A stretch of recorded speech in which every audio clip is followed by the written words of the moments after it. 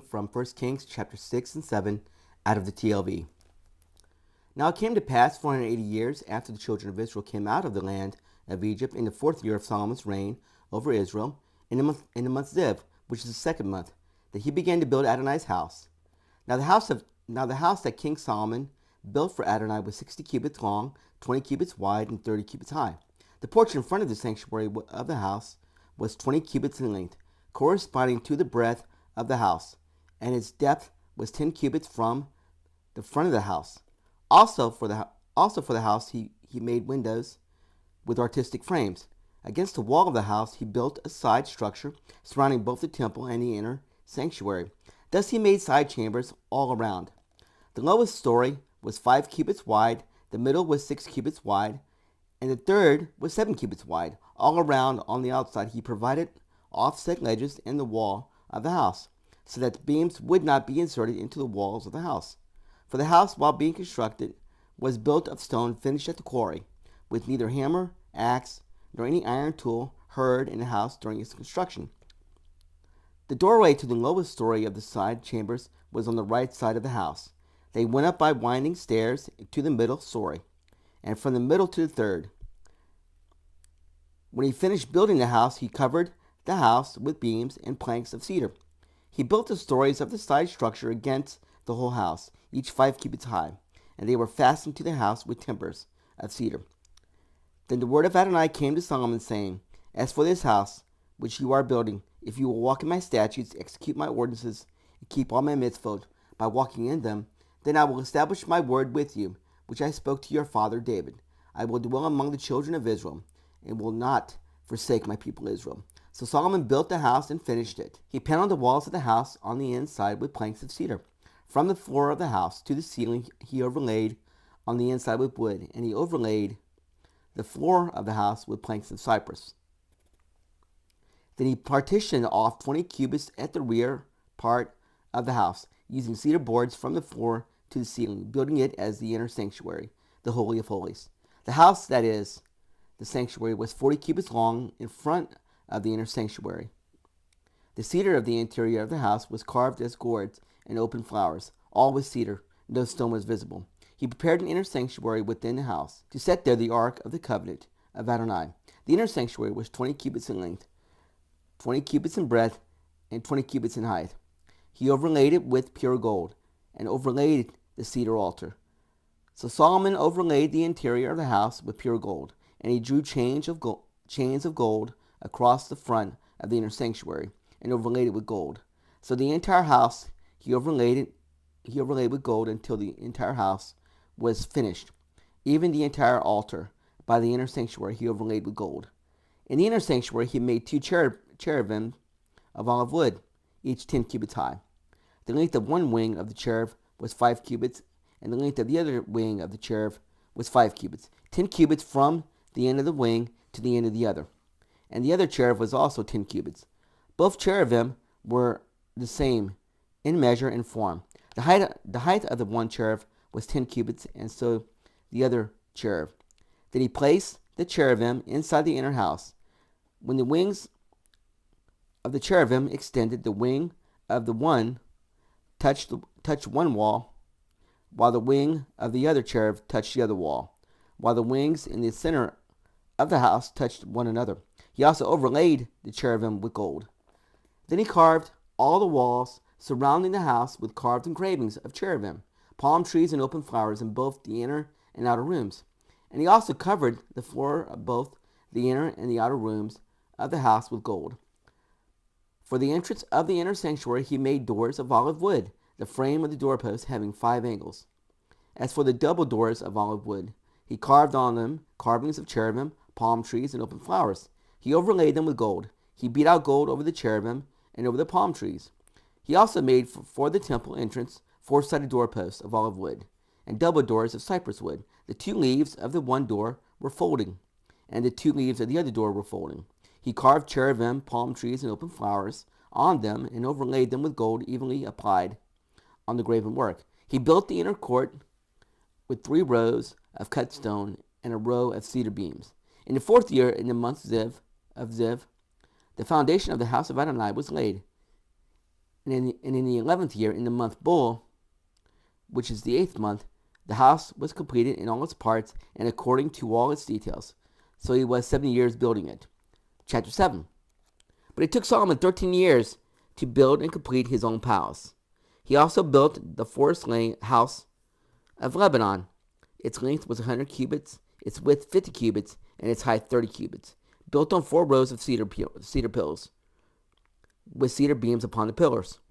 It was paneled with cedars above the side chambers, which were on 45 pillars, 15 in a row. And there were window frames in 3 rows, with window opposite window in 3 ranks. And all the doorways had a rectangular frame, and with window opposite to window in 3 tiers.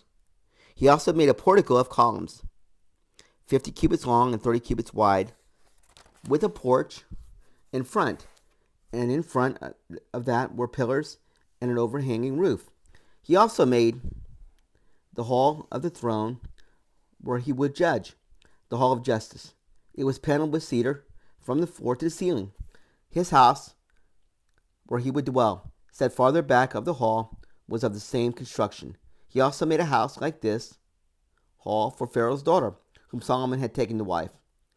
All these were made of expensive stones, stones cut to size and sawed, with saws inside and outside, from the foundation to the top, and from the outside to the great cord. The foundation was also made of expensive stone, huge stones, stones 8 cubits, and stones 10 cubits. Above were expensive stones, cut to measure in cedar wood. The surrounding great courtyard had 3 rows of cut stone and a row of cedar beams, the same as the inner court of the house of Adonai, and the portico of the house. King Solomon sent for and had Hiram brought from Tyre.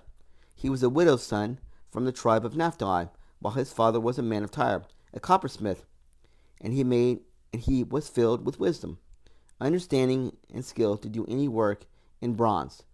So he came to King Solomon and executed all his work. He fashioned the 2 bronze pillars, 18 cubits high and 12 cubits in circumference each. He also made two capitals of molten bronze to set upon the tops of the pillars. The height of each capital was 5 cubits. Nettings of lattice work and twisted threads of chain work for the capitals were on top of the pillars, 7 for the one capital and 7 for the other capital. So he made the pillars with 2 rows of pomegranates all around on the netting covering the capitals on top of each capital. The capitals that were on the top of the pillars in the portico were of lily design, 4 cubits high. So also the capitals on the 2 pillars were close to the belly, next to the netting, were the pomegranates in rows of 200 around both capitals. Thus he set up the pillars at the porticos of the temple. He set up the right pillar and named it Jachin, and he set up the left pillar and named it Boaz. On the top of the pillars was lily design. So the work of the pillars was finished. Next he made the sea of cast metal, 10 cubits across from brim to brim, circular in form, 5 cubits in its height and 30 cubits in circumference. Under its brim there were gourds encircling it, 10 per cubit, completely surrounding the sea. The gourds were cast in 2 rows, in one piece with it. It stood on 12 oxen, 3 facing north, 3 facing west, 3 facing south, and 3 facing east. And the seat was set on top of them, and all their rear parts were inward. It was a handbreadth thick, and its brim was made like the brim of a cup, like the petals of a lily. It held 11,000 gallons. Then he made 10 bases of bronze. The length of each base was 4 cubits, the width 4 cubits, and the height 3 cubits. The structure of the bases was as follows. They had borders, and borders between the frames, and on the borders that were below the frames were lions, oxen, and cherubim. On the frames there was a pedestal, manner above, and beneath the lions and oxen were wreaths of hanging work. Each base had 4 bronze wheels with bronze axles. Its 4 legs had brackets. The brackets were beneath the laver, cast with wreaths at each side.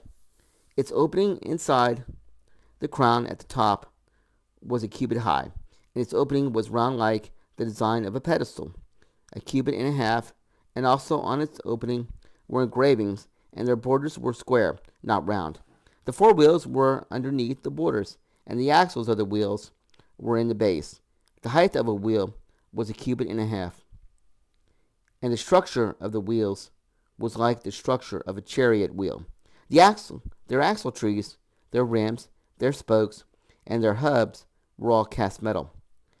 There were four brackets at the four corners of each base. Each bracket was of one piece with the base itself. On top of the base, there was a band half a cubit high, encircling it. Its braces and its borders were part of it. On the plates of the braces and on its borders, he engraved cherubim, lions, and palm trees, wherever there was clear space around each, with encircling wreaths. He made the 10 bases like this, all of them cast from the same mold, the same size, and the same shape. Then he made 10 basins of bronze. One basin held 220 gallons. Each basin was 4 cubits, and on each of the 10 bases was one basin. Then he set up the laver stands, five on the right side of the house and 5 on the left side of the house, and set up the sea of cast metal on the right side of the house eastward, toward the south. Then Hiram made the basins, the shovels, and the sprinkling bowls.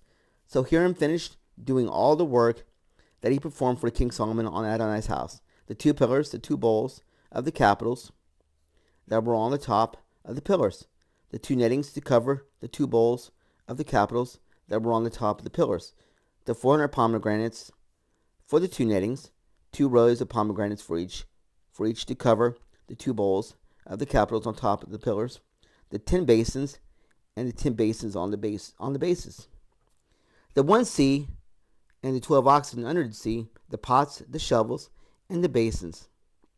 All these vessels Hiram made for King Solomon in the house of Adonai were made of polished bronze. The king had them cast in the plain of the Jordan, with clay of the ground between Sukkot and Zarethan. Solomon left all the vessels unweighed, because they were too many. The weight of the bronze could not be determined. So Solomon made all the equipment that was to be in the house of Adonai: the golden altar, the table on which was the bread of the presence of gold, the menorah, 5 on the right side and 5 on the left, in front of the inner sanctuary, of pure gold, the flowers, the lamps, and the tongs of gold, the cups, the snuffers, the bowls, the wick trimmers, and the fire pans of pure gold, the hinges for the doors of the inner house, the Holy of Holies, and for the doors of the house, that is, of the temple of gold. When all the work that King Solomon did in Adonai's house was finished, Solomon brought in the things that his father David had dedicated, the silver, the gold, and the vessels, and put them in the treasuries of the house of Adonai.